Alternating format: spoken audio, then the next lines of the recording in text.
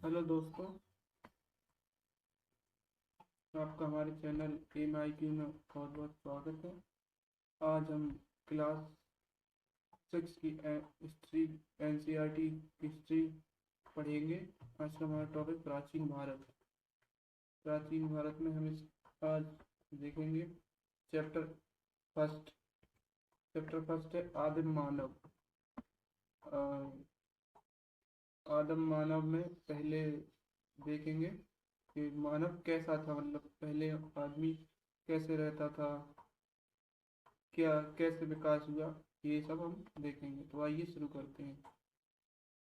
पहले देखते हैं खाना बदोश मानव।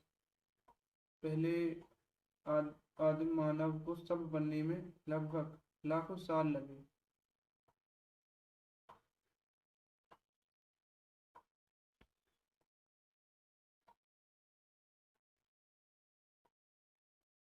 लाखों साल लग गए। खाद्य उत्पादक बनने में आदमी को लगभग 3 लाख साल लगे। आरंभ में आदमी खाना बदोश थे, यानी खाना की तलाश में यहाँ से वहाँ घूमते रहते थे और झुंड बनाकर रहते थे और एक स्थान से दूसरे स्थान पर घूमते रहते थे। और सब स्त्रियां तथा बच्चे सब साथ में रहते थे, क्योंकि सुरक्षा की दृष्टि से झुंड में रहना ज़्यादा सही था। उन दिनों जीवन बहुत कठिन था, क्योंकि लोग पेड़ों के फल फूल आदि खाते थे। वे साग सब्जी या अनाज पैदा करना नहीं जानते थे और शिकार भी किया करते थे। मनुष्य गुफा में भी रहा करते थे। वह शिकार करने और अपनी सुरक्षा के लिए अनगढ़ हथियारों का इस्तेमाल करते थे। जानवरों से रक्षा का सर्वोत्तम उपाय थी आग। आग रात में सही जलाई जाती थी। सभी प्राणी गुफा में जमा हो जाते थे और गुफा के मुंह पर आग जलाई जाती थी। आग के डर से जंगली जानवर गुफा के अंदर नहीं आते थे। आग की खोज संयोग से हुई थी, दो पत्थरों के टकराने से। आइए देखते हैं अगली हेडिंग। ये है, मतलब ऐसे रहते थे ये लोग कि आग जलाकर या आग का आविष्कार, गुफा गुफा में ही आकृतियां बनाते थे और ये ऐसे आग जला देते गुफा के मुंह पर। ऐसे रहा करते थे सब झुंड बनाकर। स्त्री तथा बच्चे सा पुरुष सब झुंड बनाकर रहते थे। औजार। अब देखते हैं उनके औजार और हथियार, मतलब वो किस प्रकार के औजार और हथियार इस्तेमाल किया करते थे। शुरुआत में वो चकमक पत्थर के हथियार उपयोग करते थे, क्योंकि ये पत्थर कठोर होते थे और इसके चिप्पड़, मतलब इन्हें आसानी से छीला जा सकता था या तेज धार निकाली जा सकती थी। इसलिए इसे तरह तरह के आकार दिए जा सकते थे। चकमक पत्थर तथा अन्य प्रकार के पत्थरों का हथियार बनाने में इस्तेमाल हुआ। मानव विकास की 3 अवस्थाओं के अनुरूप औजारों को 3 अलग अलग श्रेणियां हैं। मतलब औजारों का विस्तार धीरे धीरे हुआ, या कह सकते हैं मानव ने औजारों का विकास 3 चरणों में, मुख्यतः 3 श्रेणियों में किया। पहले पुरापाषाण युग में।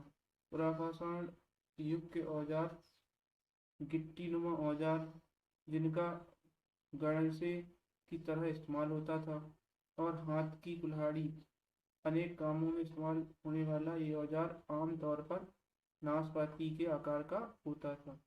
फिर दूसरे श्रेणी औजारों की उत्पन्न हुई मध्यपाषाण युग में। मध्यपाषाण युग के औजार छेद करने वाले, तीर के नोक, खुरचनी आदि जैसे होते थे।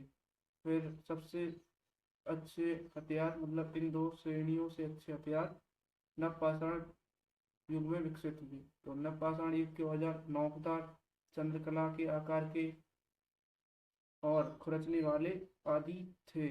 इनमें कुछ औजारों का इस्तेमाल तेज दौड़ने वाले जानवरों के लिए किया जाता था। इस युग में मानव ने भोजन संग्रहण में दक्षता प्राप्त कर ली और खेती करना भी प्रारंभ कर दिया।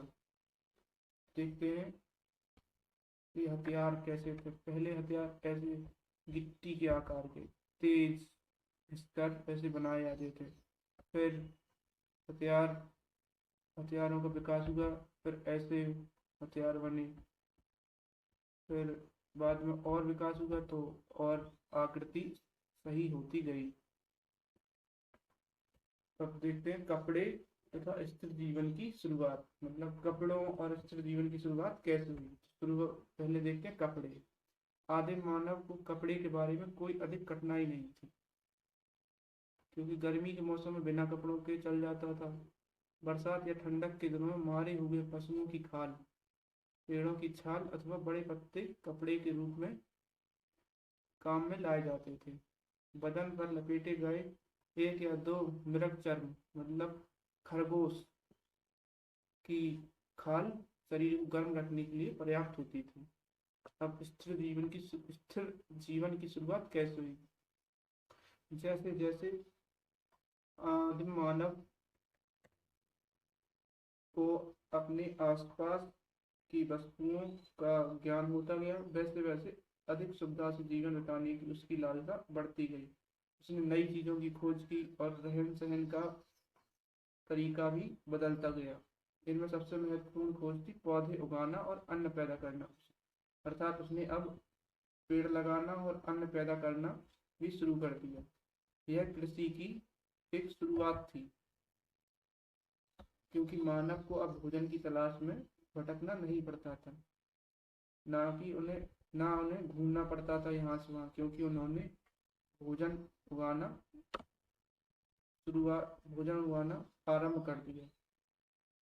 मानव की जीवन पद्धति में ये परिवर्तन भारत के विभिन्न भागों में भिन्न भिन्न काल में हुए। अर्थात भारत में एक साथ ही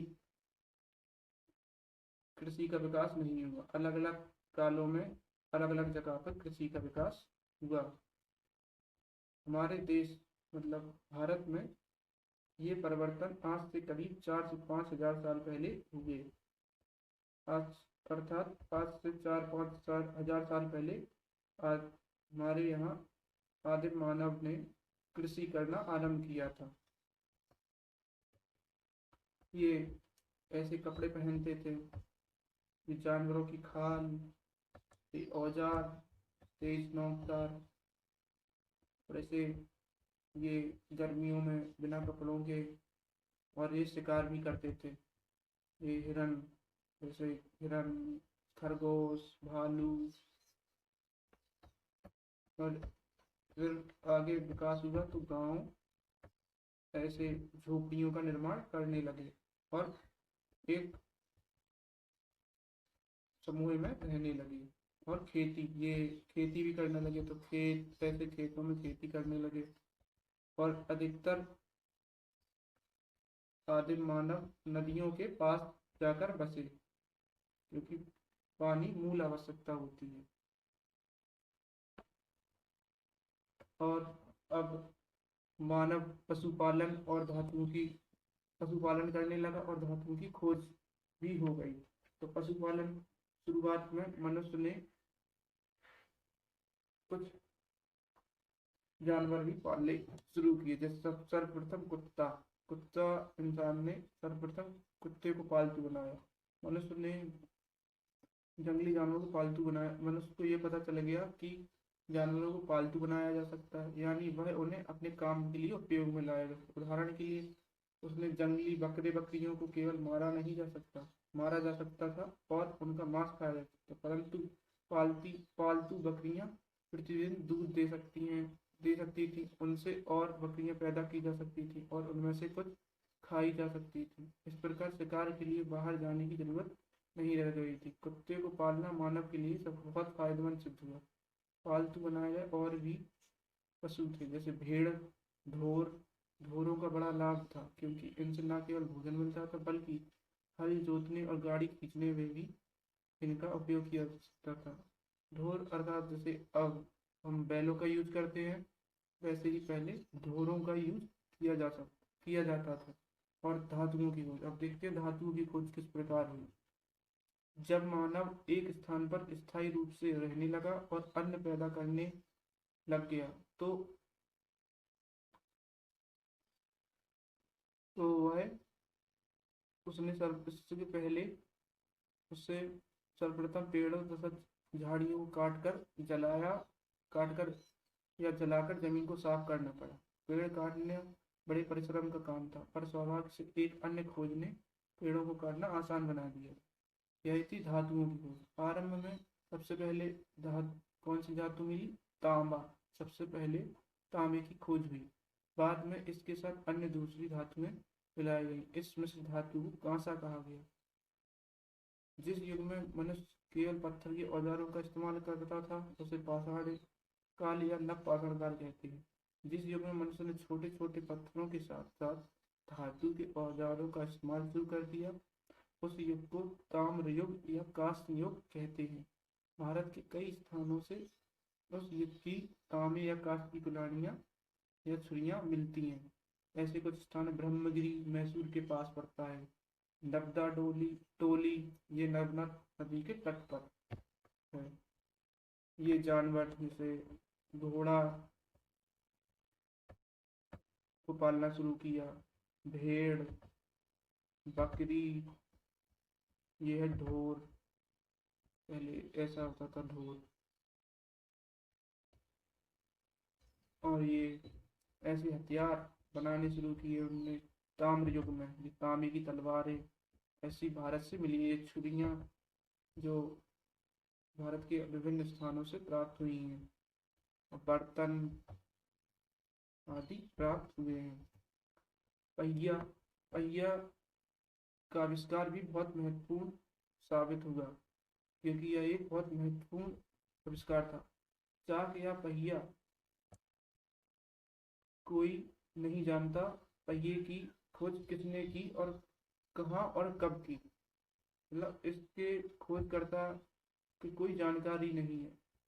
इसके आविष्कार से पहले मनुष्य एक स्थान से दूसरे स्थान तक पहुंचने के लिए या तो पैदल जाता था या किसी जानवर की पीठ पर बैठकर। पहिए के आविष्कार के बाद वह गाड़ी बना सकता था, जिसे कोई पशु खींचता था और जिसमें एक से अधिक आदमी बैठकर एक स्थान से दूसरे स्थान तक पहुंच सकते थे। पहिए ने भारी चीजों को एक स्थान से दूसरे स्थान तक ले जाने में सहायता की, जो पहले संभव नहीं था। इसके अलावा चाक के प्रयोग ने मिट्टी के बेहतर बर्तन अब मिट्टी के बर्तन भी बनाने में अहम योगदान दिया। ये पहिया पहले ऐसा निर्माण हुआ पहिए का, फिर धीरे धीरे विकास हुआ तो और सही आकृति पहिए की आविष्कार में आई। अब देखते हैं प्रारंभ में गांव कैसे थे। तो प्रारंभिक गांव मानव का जीवन स्तर स्थिर होने पर दूसरे कई परिवर्तन हुए। जब लोग एक स्थान पर स्थायी रूप से बसने लगे और अपने लिए अन्न पैदा करने लगे, तो उनके बड़े समूह ही कायम रहे, परंतु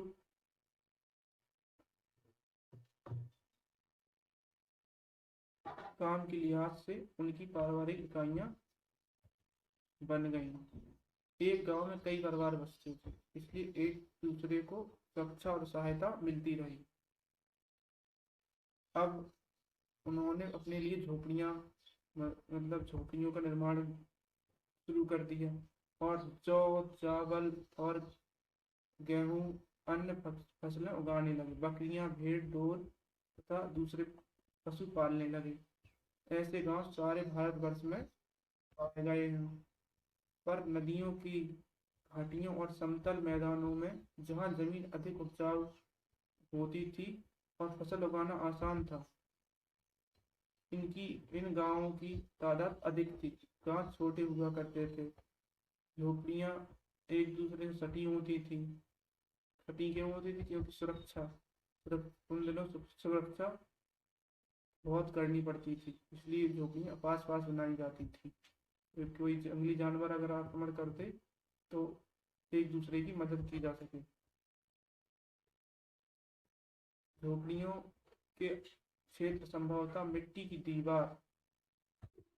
दीवार या कांटेदार झाड़ी की बाड़ से घेर दिया जाता था।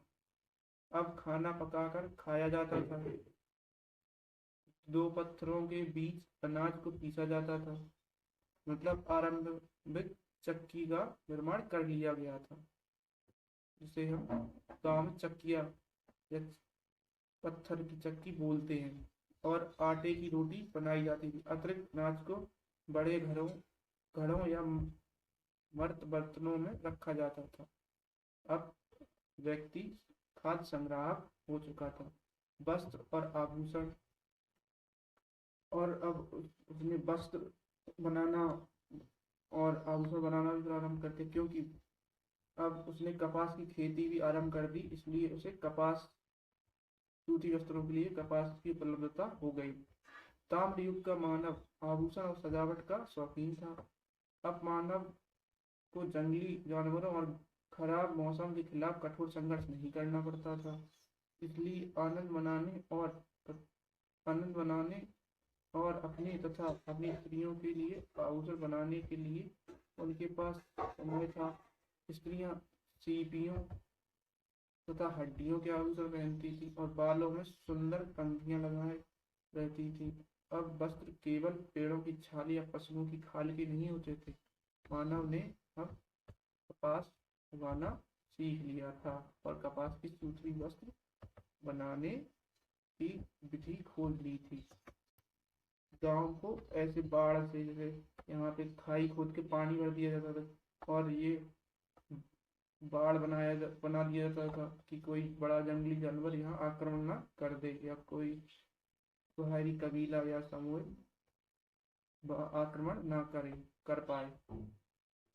इसलिए उसे बाढ़ या मिट्टी की दीवार से चारों ओर से गांव को घेर दिया जाता था। ये ऐसे, और ये आभूषण जो ताम्रयुग से प्राप्त हुए हैं, ये और ये कानों के लिए, और ये खेती भी हुआ करती थी। कहीं कहीं अलग प्रकार की व्यवस्था थी, जैसे यहाँ पे कांटे की बाड़ बनाई गई है, यहाँ मिट्टी की दीवार बनाई गई है। अलग अलग गांवों में अलग अलग प्रकार की व्यवस्था थी। और समाज और धर्म, अब हम देखेंगे कि उस समय का समाज कैसा था और धर्म का कितना प्रभाव था। समाज, जब लोग खाना बदोशी का जीवन छोड़कर गांवों में रहने लगे तब मनमानी नहीं कर सकते थे। उनके लिए आचरण के नियम बनाना आवश्यक हो गया। सर्वप्रथम यही निश्चित करना कठिन था कि प्रत्येक व्यक्ति का काम क्या हो। कुछ आदमी खेत में काम करने जाते थे और कुछ पशुओं की देखभाल करते थे। कुछ झोपड़ियाँ तथा औजार या हथियार बनाते थे। पुरुषों के साथ स्त्रियां भी खेतों में काम करती थी। और गांव में एक ऐसे नेता या मुखिया की आवश्यकता थी जो आदेश दे सके। गांव का सबसे वृद्ध आदमी ही प्रायः मुखिया था और उसे ही सबसे अधिक बुद्धिमान माना जाता था। धर्म, मनुष्य मृत्यु से डरते थे। वे बिजली की कड़कड़ाहट और भूकंप से डरते थे क्योंकि वे इनका कारण नहीं जानते थे। और कुछ लोगों ने इन सवालों के बारे में दूसरों की अपेक्षा अधिक सोचा और उनके उत्तर सुझाए। आकाश का एक देवता था जो सूर्य को प्रतिदिन आकाश में यात्रा करने की अनुमति देता था। ऐसा वो लोग विश्वास करते थे कि आकाश में एक देवता है जो सूर्य को आदेश देता है, तभी सूर्य आकाश में निकलता है। और धरती की कल्पना एक ऐसी माँ के रूप में की गई थी जो फसल और पौधों से अपने बच्चों का पालन करती है। और यदि सुबह सूर्य उदय होता रहे और धरती फसल पैदा करती रहे तो आकाश के देवता और धरती माता को बलि देकर स्तुति गान किया जाता था। मातृ देवी के रूप में धरती माता की छोटी मूर्तियां बनाई जाती थी और सर्वत्र इनकी पूजा होती थी। यहाँ मृत्यु को एक ऐसे अन्य लोक की यात्रा समझी जाती थी जहाँ से कोई वापस नहीं लौटता। जब स्त्री या पुरुष की मृत्यु होती थी तो कब्र या समाधि बनाकर उसे जमीन में गाड़ दिया जाता था। जब कोई बच्चा मर जाता था तो उसके शव को बड़े घड़े में रखकर गाड़ दिया जाता था। कभी कभी समाधि स्थल को बड़ी बड़ी शिलाओं से भी घेर दिया जाता था और खाने पीने का सामान भी उनके साथ रख दिया जाता था। ये जैसे ये माता देवी की ऐसी कई मूर्तियां बनाई जाती थी और इनकी पूजा की जाती थी और इन्हें बकरी और अन्य जानवरों की बलि भी दिए बलि दिया जाती थी तो स्तुति गान भी किया जाता था। और ये ऐसे खेती होती थी, ये इनसे जानवरों को हल से बांध कर और ये औजार ऐसे बनाए जाते थे। और तो आज का हमारा वीडियो यही समाप्त होता है। आपको ये वीडियो कैसा लगा कमेंट्स में ज़रूर बताएं।